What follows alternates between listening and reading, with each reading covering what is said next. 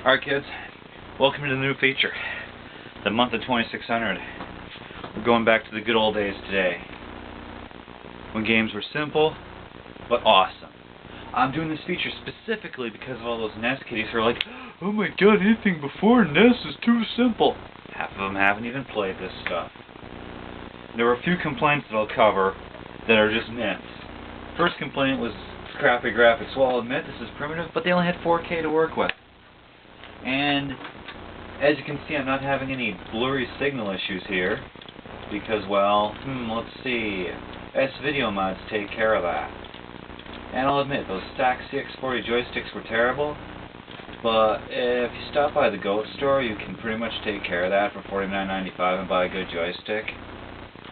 Anyway, today I'm playing Frostbite. This is a game by Activision, and if you want to get into Activision, there are 3 companies you want to watch for. Activision is number 1. And if you're not sure if you can handle 2600, get the Activision Anthology on PS2. That'll tell you all you need to know, because most of these games are on, and aside from Kaboom, which really needs to be played on paddles, you can play all the games just fine.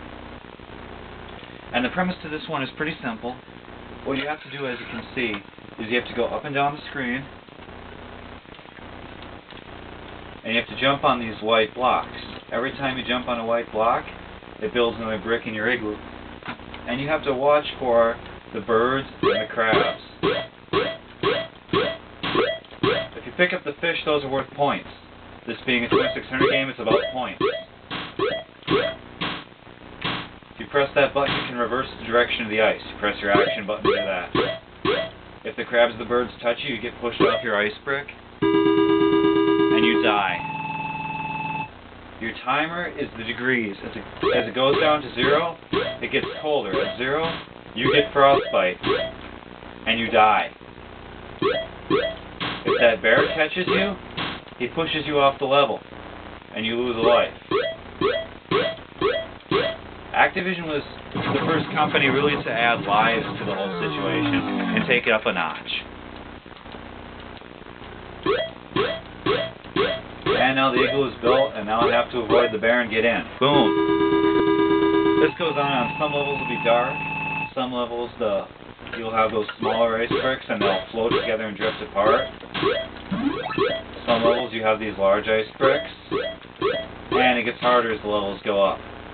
The timer does not, however, go any faster as the levels go up. Shit. I'm really sucking today. I don't really want to do this bad, but I'm talking. Anyway, Activision games run slightly higher than other companies' games. You're probably going to pay, probably $3 or $5 maybe for this cartridge.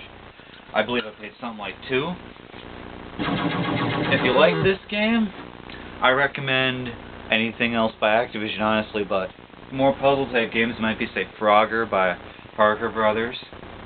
If you're not into this whole action thing, we should try Conker's Bad Fur Day on the N64. There's a platformer for you.